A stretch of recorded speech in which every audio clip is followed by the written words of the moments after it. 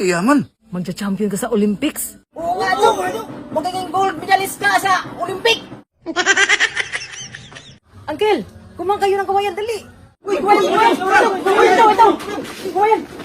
At saka dalawang upuan din. Ito na po. Anong gagawin ito? Ipatong niyo yung kawayan sa dalawang upuan.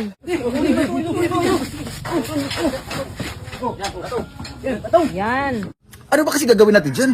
Mula ngayon, diyan ka na mag-iensayo. Sige, Ano? mag-ensayo ka na. Simulan mo na. Ano ba gusto mo?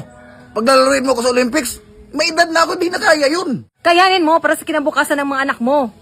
Biruin mo, pag nanalo ka, 10 million. At saka may kondo pa na worth 24 million. O, di ba? Oo nga, Chong. Kaya mo yun, Chong. O, ano pang inintay mo? Sige na, sayang yung oras. Ensayo ka na. Ito? Kaya mo yan. Kaya mo yan. Kaya mo yan. Kaya yan. Yan. Sige, kaya mo yan. Kaya mo yan. Sige. Hindi ganyan, yung pag ganito. Yung tumbling ba?